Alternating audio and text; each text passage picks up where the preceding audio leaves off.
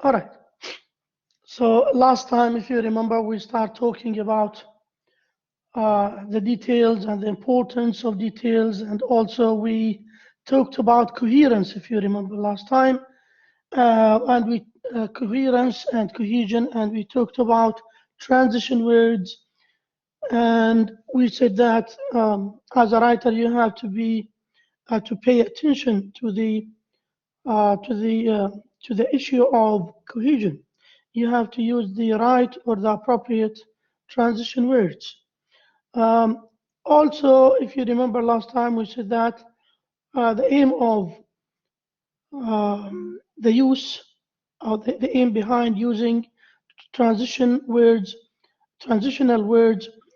or transitional sentences is to maintain cohesion and coherence in the text.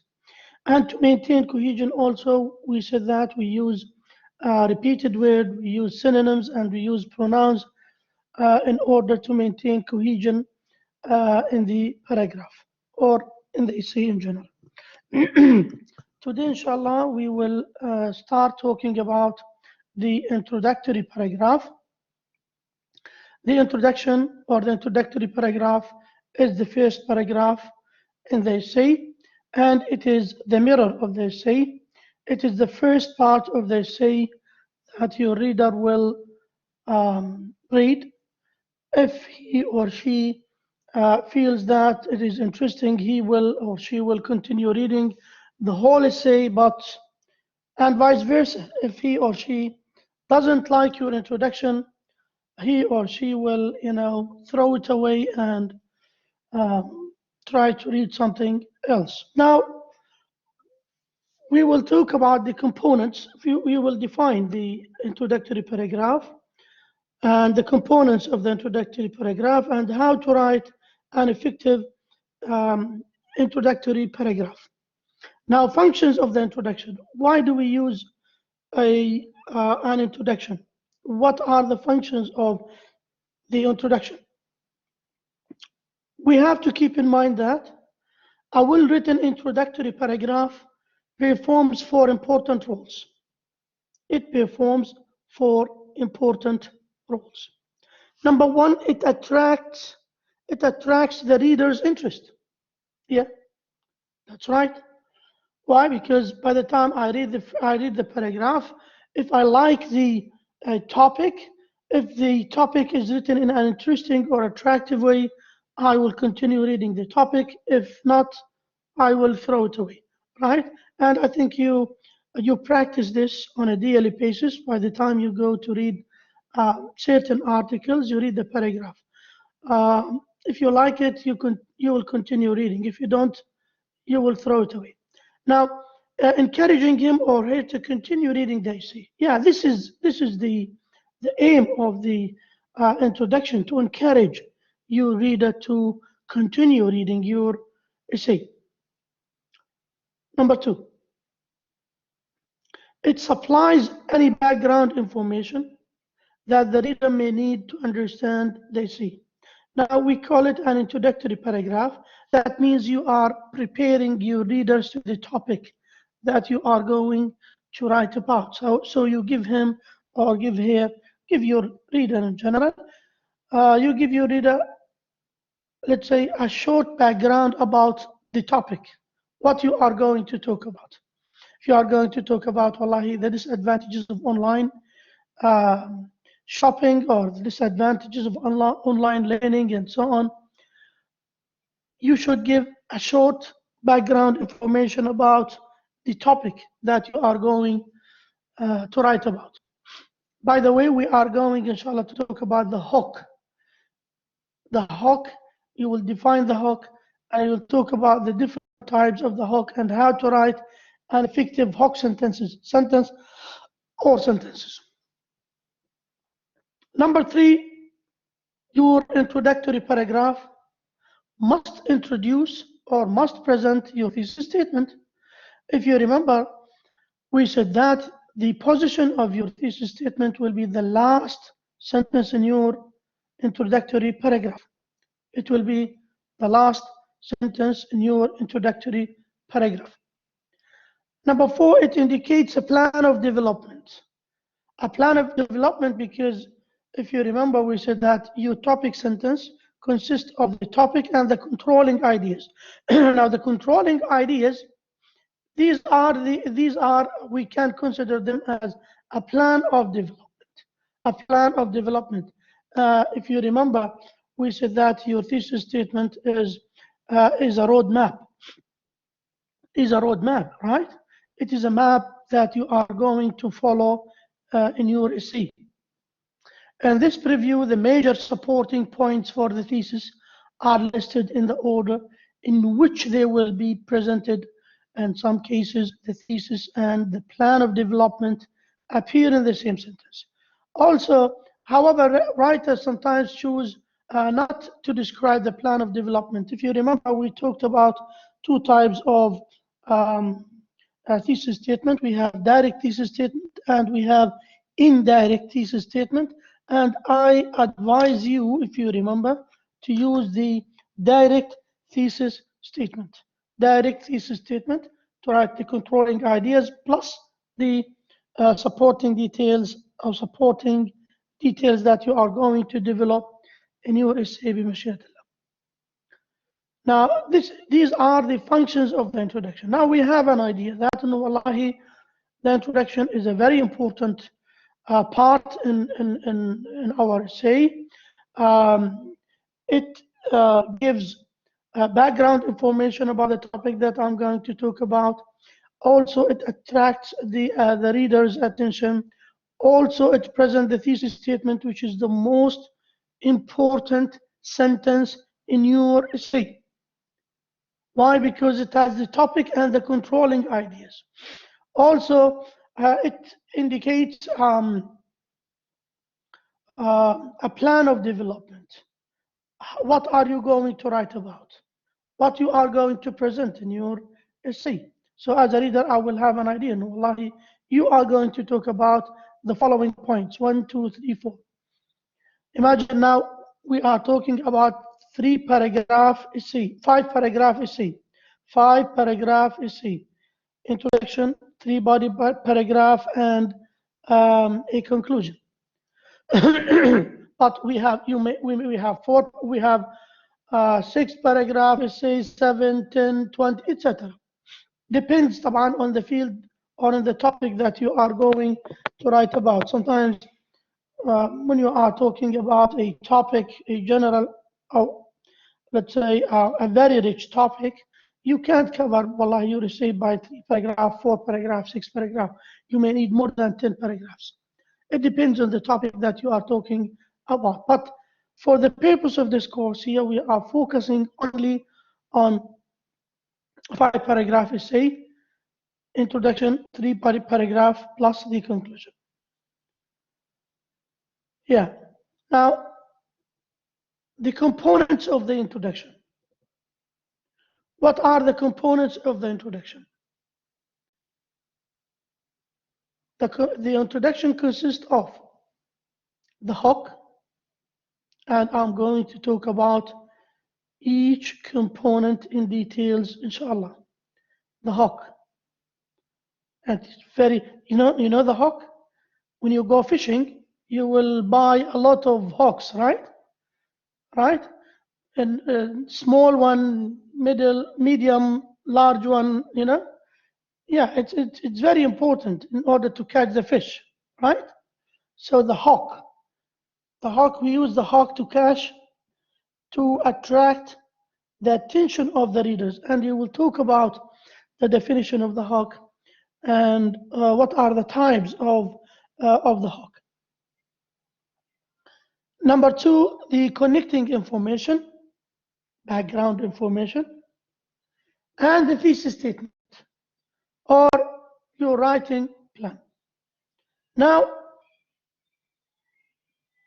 let's talk about them in details. Let's start with the hook. What is the hook? The hook sentence.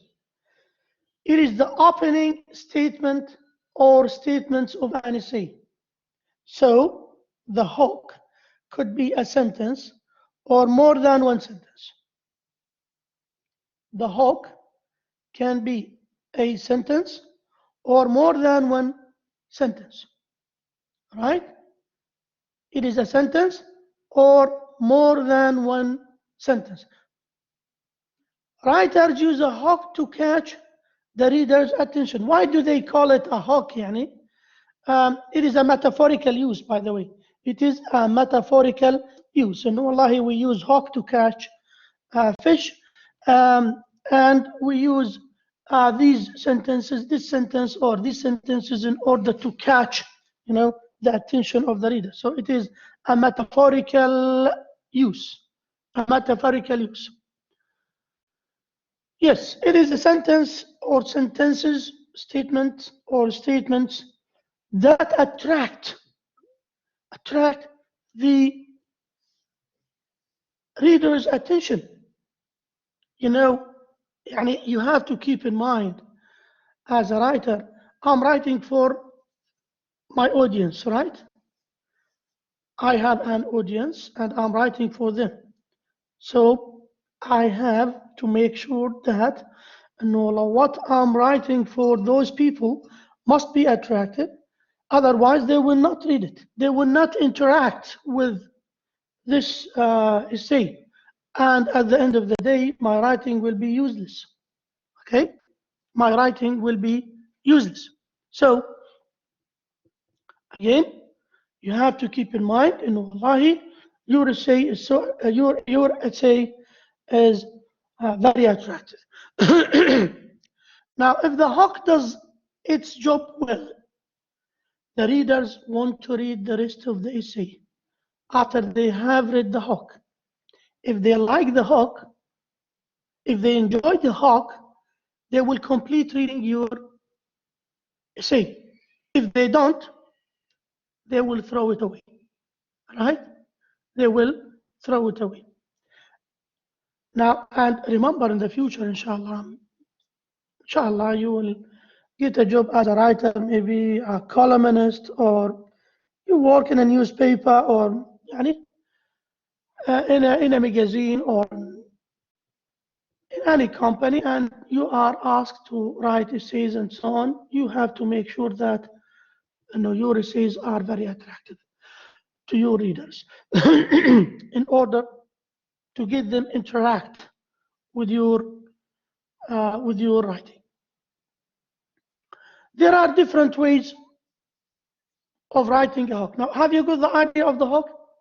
So the hook is the opening sentence or sentences.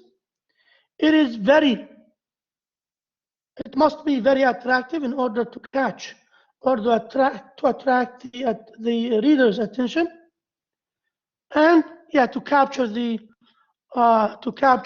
reader's attention. Make they say worth reading. Yes, that's right. Now ask a question. So number one, the types of the hook. We have different ways of writing a hook. Number one is asking a question. You may start your paragraph, your introductory paragraph, by asking questions. How many people take medicine, even simple aspirin, every day? This is a question, right? But this is a hook sentence. Sorry.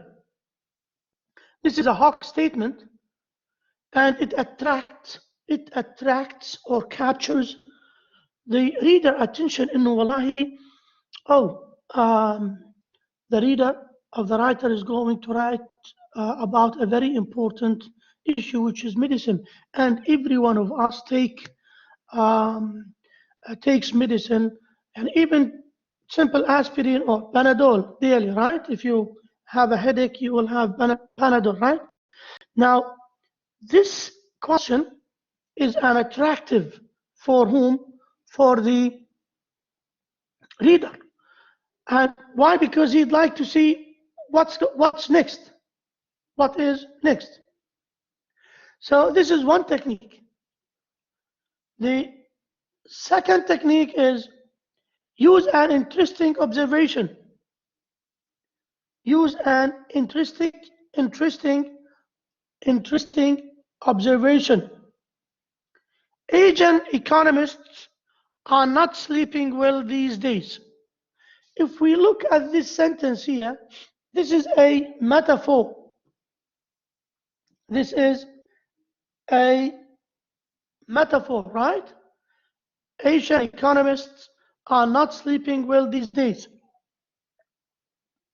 Now, this is an interesting observation. Now, your reader will continue reading, how or what are the reasons that they behind this phenomenon or behind this problem, and why don't they sleep well these days, right? So this is the second type of the hawk. So we use an interesting observation. Yeah, to create a curious reader. Yep. Let's take an example of observation that lead readers to the international trade. This is an example. The average Canadian is proud to be Canadian and can easily talk about the benefits of living in Canada. Now here, the average Canadian is proud to be Canadian and can easily talk about the benefits of living in Canada. So this is a hawk. No, wallahi, you will start asking yourself, how or why Canadian, why an average Canadian or the average Canadian is proud to be a Canadian. For me as a reader, I will be so curious. I'd like to know why he is proud to be Canadian and can easily talk about the benefits of benefits. So what are these benefits? Now, as a reader, this will create a kind of curiosity for your readers. Wallahi, what are the benefits of living in Canada? Why should be the average Canadian should be proud to be Canadian? However, many Canadians drive Japanese cars or German cars to work every morning. They wear cotton shirts made in Honduras and pants made in Bangladesh. Their dinner salad may contain tomatoes from California and salad dressing from France. Before going to bed, Canadians will most likely watch their favorite TV programs on a Japanese or Korean television. Now, this is a hawk, by the way.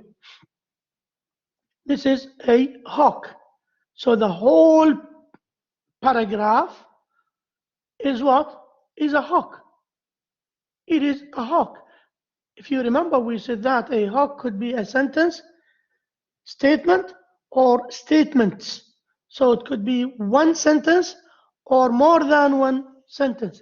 If we look here, we have 1, 2, 3, 4, 5 sentences. So this hawk consists of 5 sentences. And if you read this hawk directly, you will say that, wallahi, it is very attractive. It is, this hawk is very attractive for me because, wallahi, I'd like to know what is going next.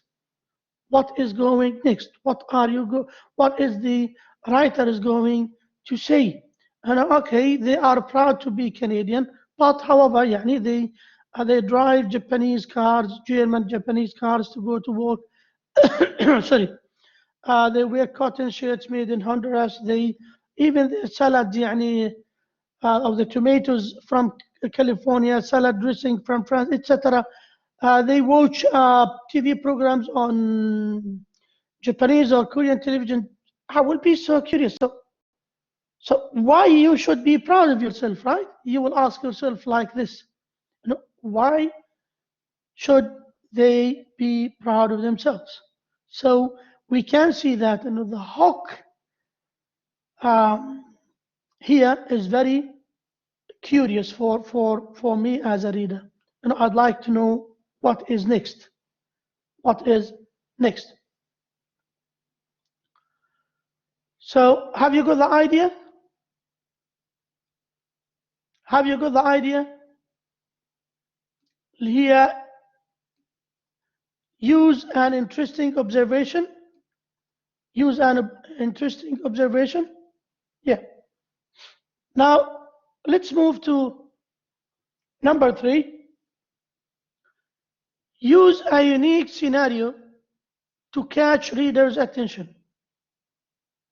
Use a unique scenario to catch readers' attention. Traveling at more than 100 miles an hour, he feels as though he is not moving. He is engulfed in complete silence. For a moment, it is as if he has entered another dimension. Now, this is a scenario, a unique scenario. Now, traveling at more than 100 miles an hour. Look, traveling at more than 100 miles an hour. He feels as though he's not moving. How comes, right? You will ask yourself, oh my God, but he's driving 100 miles an hour and he feels that he is not moving. So here, how the reader is trying to create a sense of curiosity for the reader. And wallahi, he's driving at 100 miles an hour, but he is not moving. He is engulfed in complete silence. Look at the scenario. Now, it's a kind of you make a sense of suspension, right? Suspension for your reader, and for a moment, it is as if he has entered another dimension, right? So this is an example on writing a unique scenario to catch readers' attention. Okay, guys, have you got the idea? You should practice as much as possible. You should work hard. All right, have you got the idea?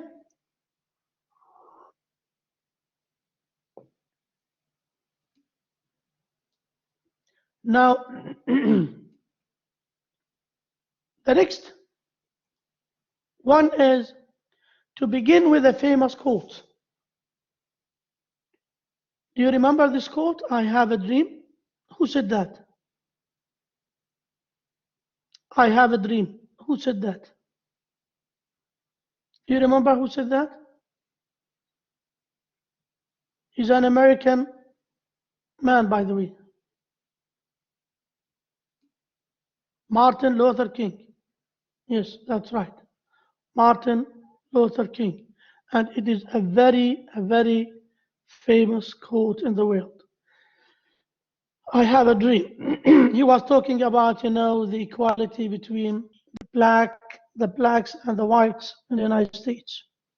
And he was saying that, I have a dream in the future, and the black and the white people, they will be equal, they will have equal rights, they will go to school together, they will, and it be a tolerant society.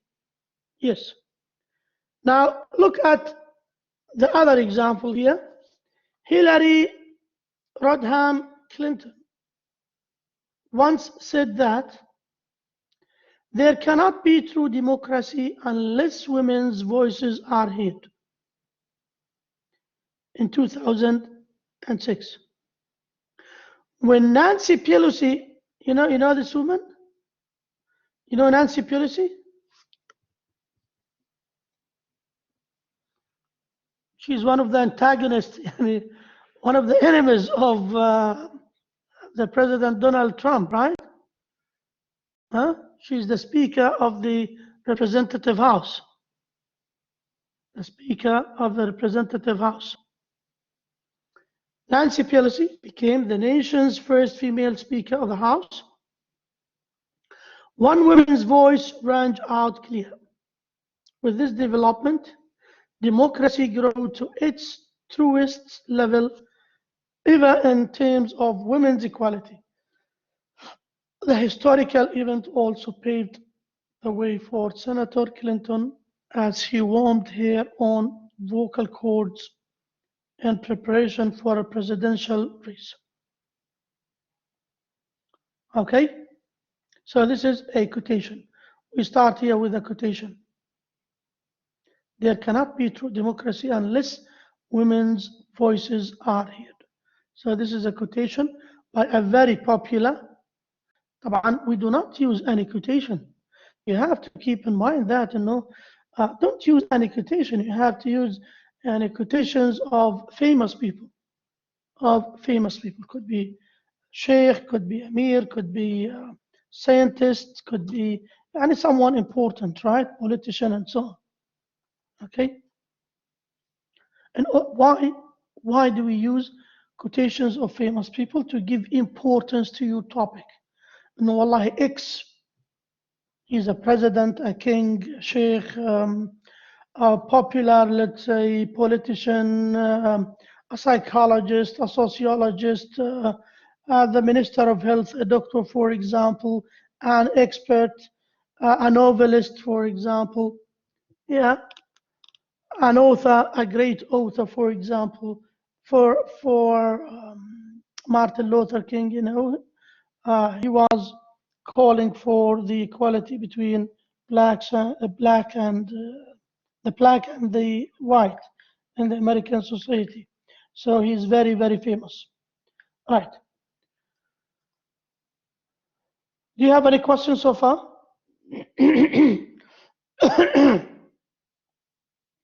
Any questions?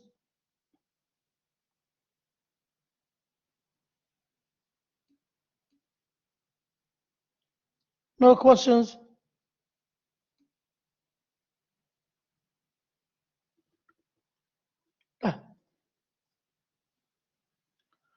Now, let's move to the next one.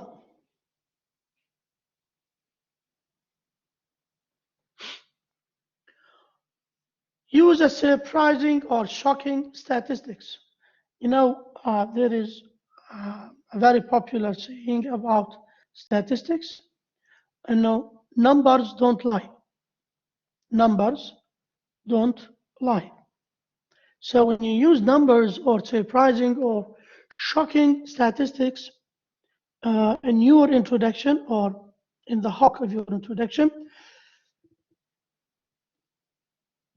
this will give a credibility to your say, or it will make it more attractive to your readers. Over 20,000 people in the United States are killed in alcohol-related traffic accidents every year. Nowadays, we can say more than a million people. More than a million people died of coronavirus or COVID-19 has killed more than 1 million people all over the world. So this is what? Again, a surprising or shocking statistics. Right?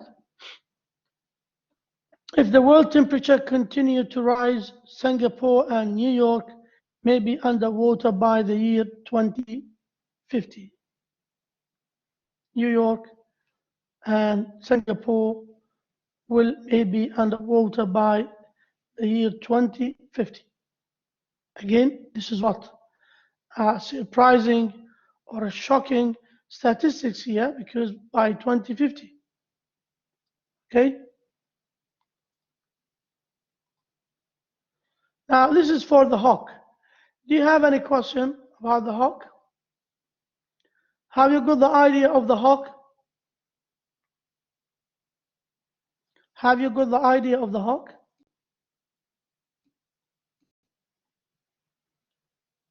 Yes. So as we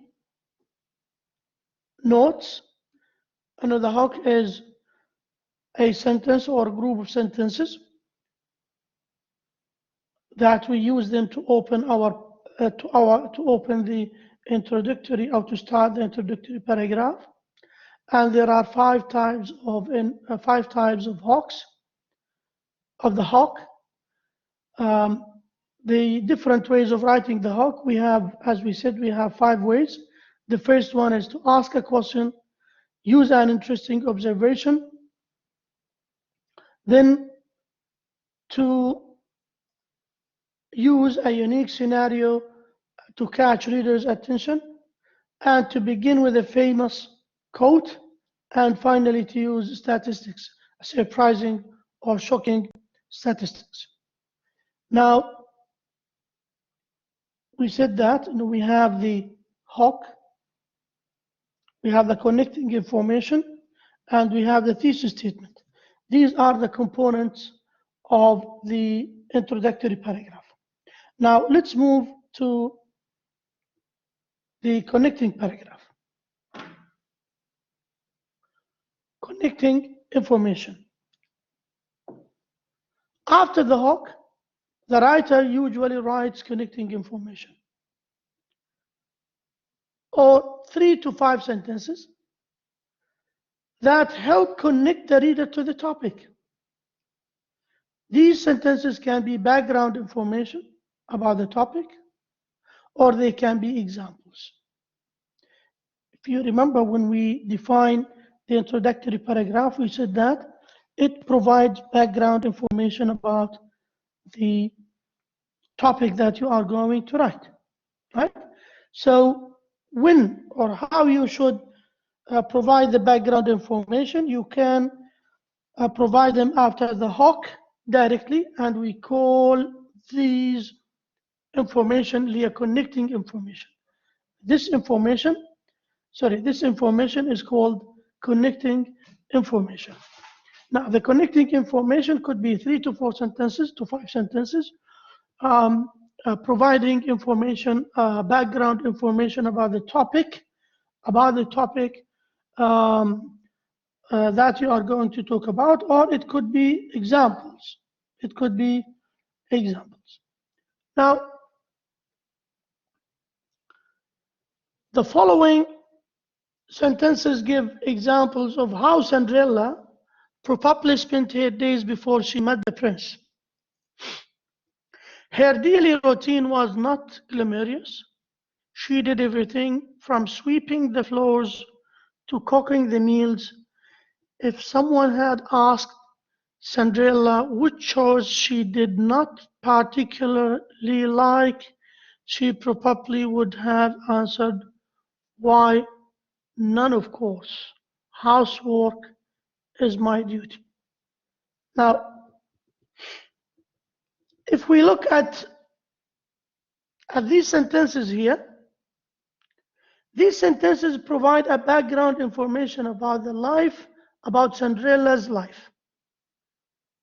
Do you remember Cinderella? Do you know who's Cinderella? Yeah, it's a very popular. There's a very popular novel about the life of Cinderella. Okay, so if you look at these sentences here we have 3 lines and a half. 1, 2, 3, 4 sentences, right? We have 4 sentences, and these 4 sentences provide us with background information about the life of Cinderella. Now, her daily routine was not glamorous. She did everything from sweeping the floors to cooking the meals. If someone had asked Cinderella which chores didn't particularly like, she probably would have answered, "Why, none, of course. Housework is my duty." Now, by reading these sentences, we can have a background information about the topic that the writer is going to write about. So have you got the idea of the connecting information? Do you know now what do you mean by connecting information? Have you got the idea? Now let's move to the thesis statement. If you remember, we talked about the definition of the thesis statement. I would repeat what I have said before about the thesis statement.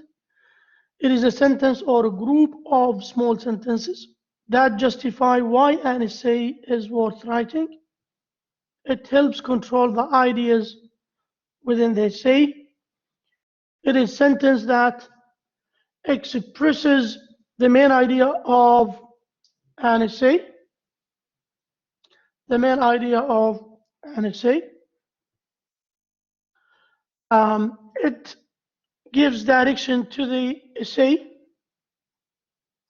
It gives here paper, essay or paper. We use a thesis statement in writing a research paper. And limits what you need to write about. It informs your readers of what you will discuss in the body of the essay. All paragraphs of the essay should explain, support, or argue with the thesis. It should occur at the end of your introduction so you can use it to lead into the body of your essay, right? So this is the thesis statement. And if you remember, we talked about these issues last time. Now, understanding thesis statement. A good thesis statement does two things. If you remember last time, we said that it tells readers an essay's topic. It tells your readers the essay topic. It presents the writer's attitude, opinion, idea, or point of view about a certain topic. Owning a pit has several important benefits. Here we have a topic, owning a pit, and a controlling idea, which is, it could be an opinion, could be an attitude, could be an idea or a point of view, or and so on. Okay, so this is for the thesis statement. Now, let's talk about common methods of introduction. Begin with the first one. Begin with a broad general statement of your topic and narrow it down to your thesis statement. It's like the inverted pyramid. Inverted pyramid. You start broadly, generally, and you start limiting down your topic till you reach the thesis statement. Broad general statements ease the reader into your thesis statement by first introducing the topic. Now, look here, but keep in mind that you should start your introductory paragraph with a hook, then connecting information, then your thesis statement. Again, these are general methods or common methods of writing the introductory paragraph. We start from the broad general statements, then we start, limiting down our thesis statement. Sorry, our paragraph or our ideas till we reach the thesis statement. Now, bookstore shelves today are crammed with dozens of different diet books. Like here, crammed with dozens of different. This is statistics, right? Here we use statistics to write the hook. So this is the hook. This is the hook. The American public seems, we start, now this is a general statement, and now the second sentence will be less general and so on.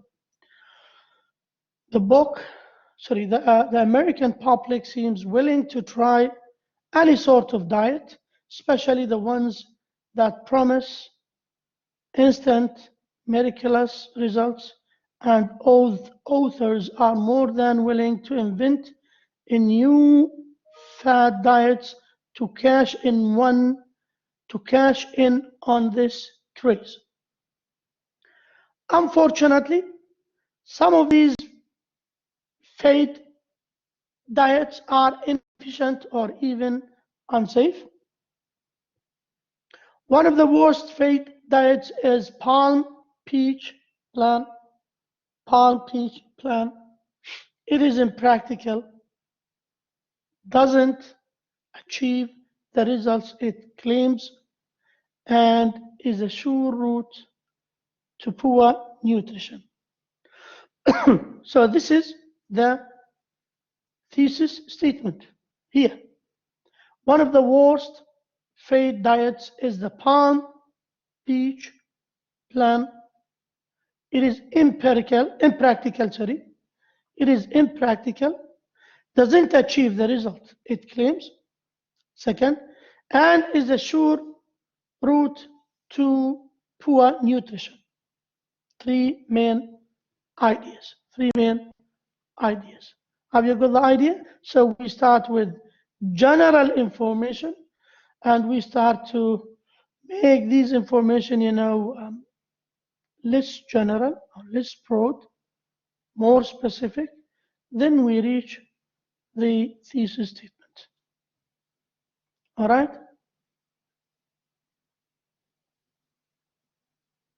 Okay?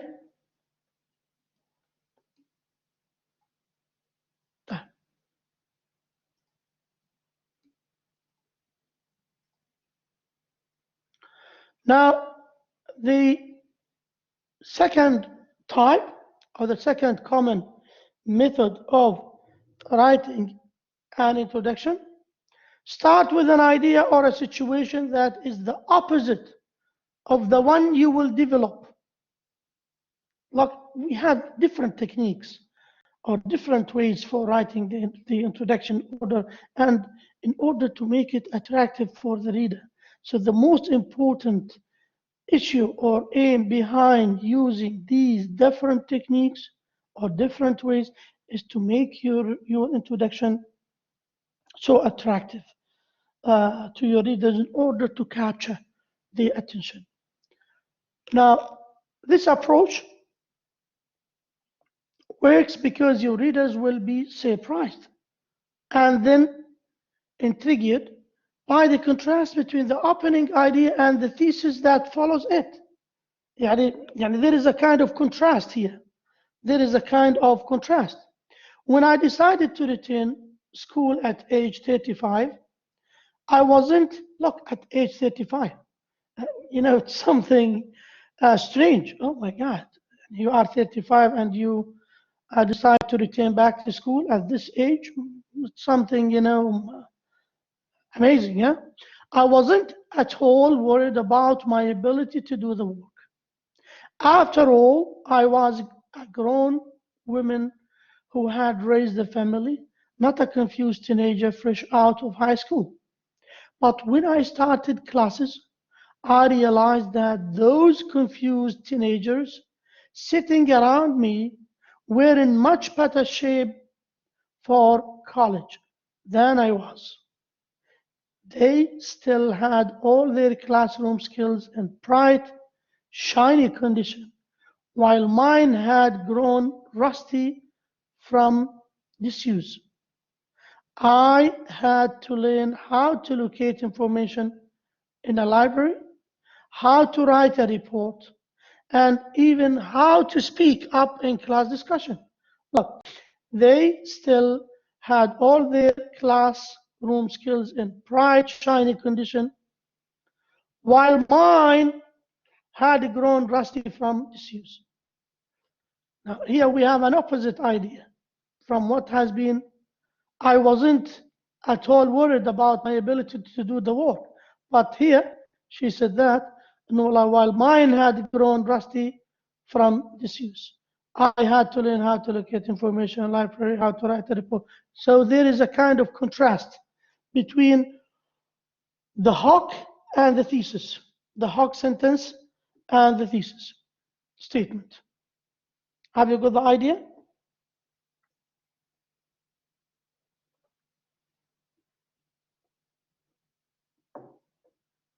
Have you got the idea? Any question, any comment so far?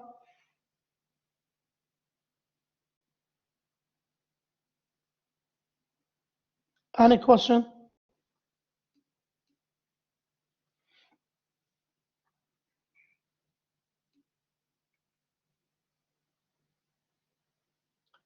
All right.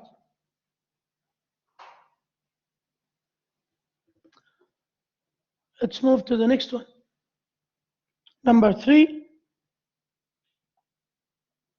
explain the importance of your topic to the reader.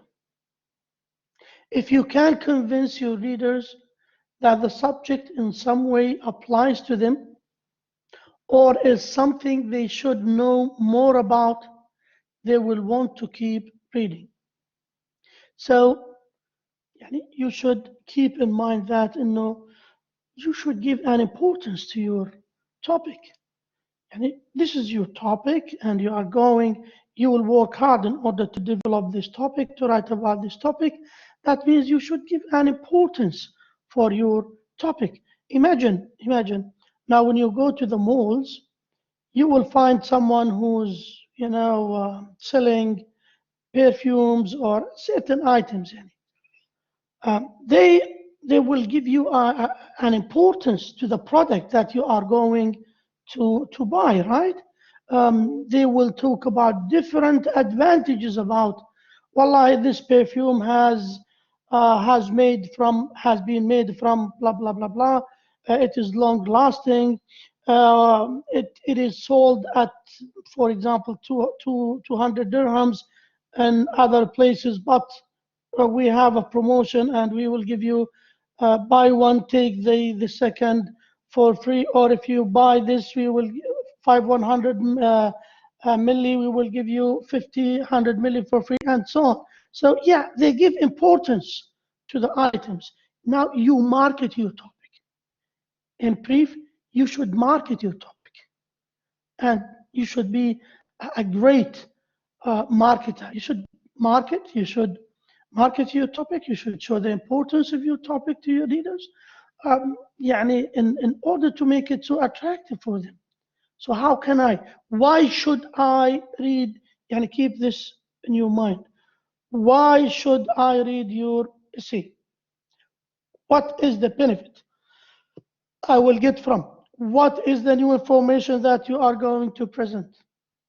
How's your essay different? Imagine, wallahi, your essay, you are talking about online education, or you are talking about online shopping nowadays. Now, convince me, wallahi, how your topic is different. We know there are advantages or disadvantages of online shopping. Sometimes you see the picture of a certain item, and the picture is so bright, amazing, so attractive, but uh, um, at the time you get the real product, you will start, oh my God, there is a complete difference between the image and between the real product, right? So yeah, you should make a kind, um, you should create a kind of importance for your topic. Diseases like scarlet fever and whooping cough used to kill more young children than any other cause. Today, however, child mortality due to disease has been almost completely eliminated by medical science. Instead, car accidents are the number one killer of our children, and most of the children fatally injured in car accidents were not protected by car seats, belts, or restraints of any kind. Several steps must be taken to reduce the serious dangers car accidents pose to children.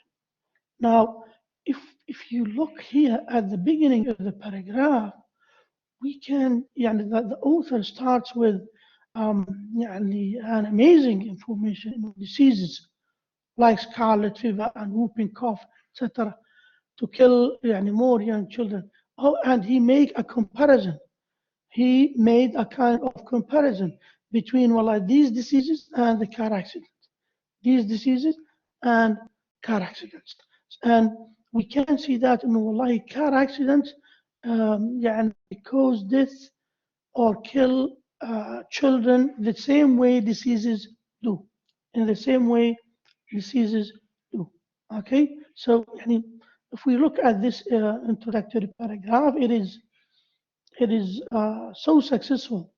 It is successful in attracting the readers. And wallahi, he explained the importance of the topic. And wallahi, look, car accidents, by the way, kills children the same way as diseases do. So we have, يعني, he make he made the balance between the two. Now, use an incident or a brief story. Here, if you remember, we talked about unique scenario. Unique scenario. Leah stories are naturally interesting. They appealed to a reader's curiosity, and your introduction could be a kind of projection, by the way. Leah, يعني a short few lines about مثلا اللي هي the stories of animals بيسموها هذه, right? And you can make a projection on a whole situation. In your introduction, an incident will grab the reader's attention right away. The story should be brief and should be related to your main idea. Now, the incident in the story can be something that happened to you, something you have heard about, something you have read about in a newspaper or in a magazine, right? يعني a short, very short scenario, very short story about which could be very, very interesting, very attractive to your readers. Early Sunday morning, the young mother dressed her little girl warmly and gave her a candy bar, a picture book, and a well-known worn stuffed rabbit. Together, they drove downtown to a Methodist church. There, the mother told the little girl to wait on the stone steps until children began arriving for Sunday school. This is, look, it's a story. Huh? Then the young mother drove off, abandoning her 5-year-old because she couldn't cope with being a parent anymore. This incident is one of the thousands of cases of child neglect and abuse that occur annually. Perhaps the automatic right to become a parent should no longer exist. Would-be parents should be forced to apply for parental licenses, for they would have to meet 3 important conditions. If we look at this introduction, it is a very, very attractive introduction because it starts with a short story or short scenario about the negligence of a mother to her 5 years girl, to her 5-year girl. All right. So this is what we mean by use incident or brief story. We said, if you remember when we talked about the hawk, we said that we can use. By the way, these are hawks. These are hawks. Again, I'm talking about the hawk. This is the hawk here. This is the hawk. If you'd like to ask me, what's the difference between what has been mentioned before and these common methods, these are the hawks.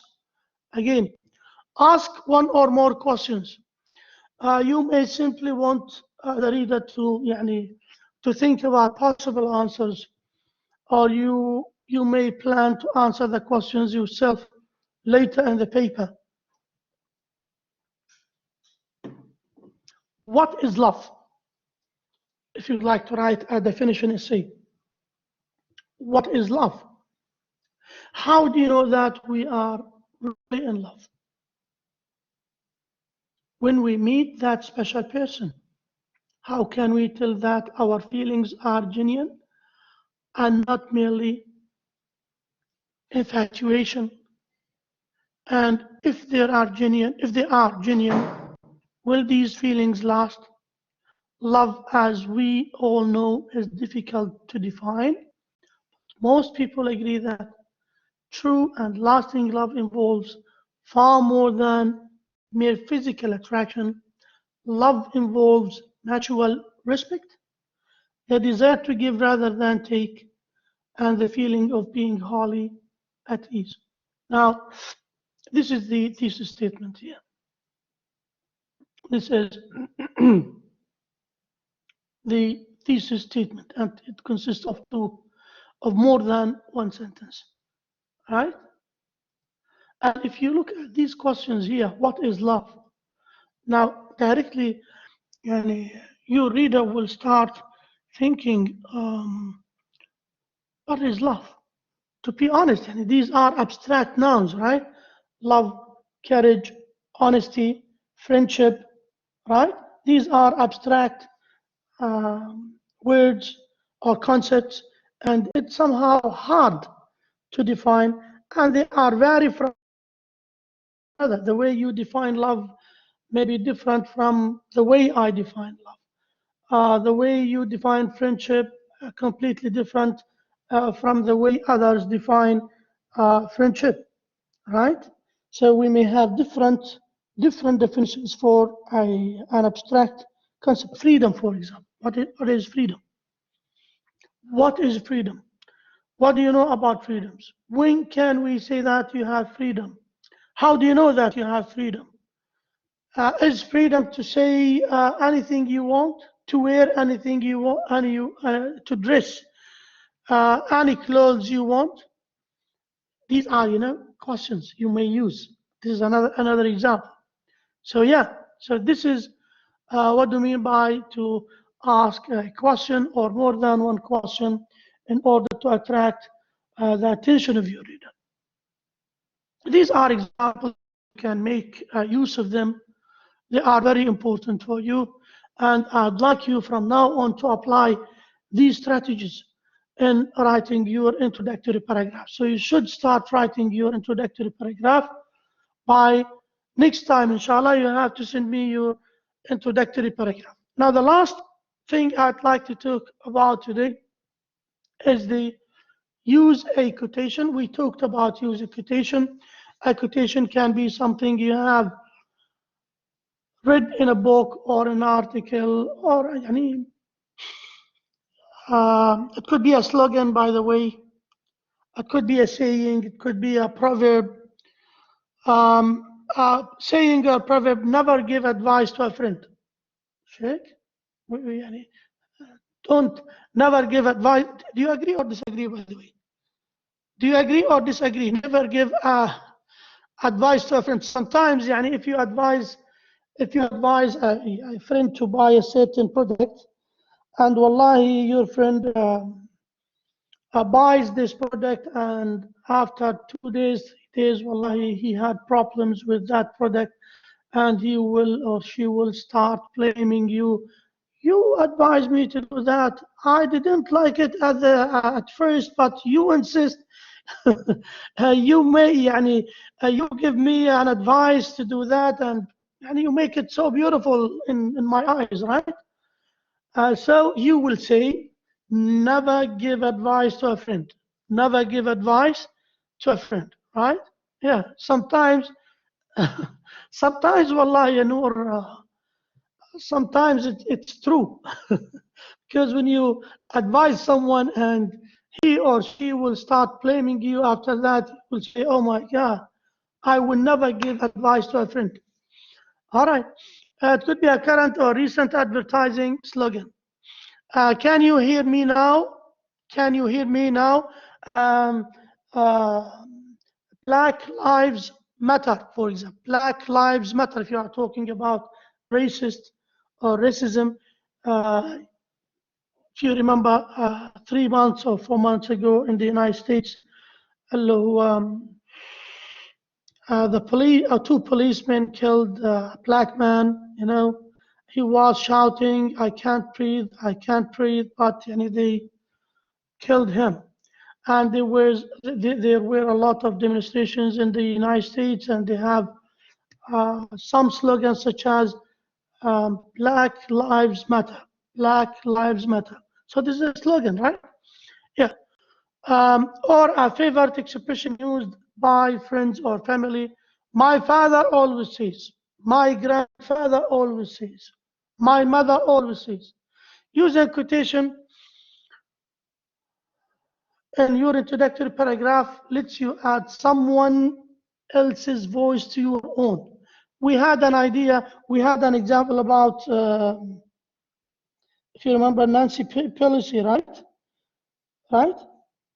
Hillary Clinton. Nancy Pelosi. Fish and visitors. Fish and visitors, wrote Benjamin Franklin, begin to smell after 3 days. Begin to smell after 3 days. Last summer, when my sister and her family came to spend a 2 week vacation with us, I became convinced that Franklin was right. After only 3 days of my family's visit, I was thoroughly sick of my brothers in law's lame jokes, my sister's endless complaints about her boss, and their children's constant invasions of our privacy. I think the majority of you practice have this experience, right? So you can say fish and visitors. Fish and visitors, you begin to smell after 3 days. After 3 days, you will start smell them. Okay? So I will stop here today. Do you have any question? Next time, inshallah, we will start with the concluding paragraph. Any questions?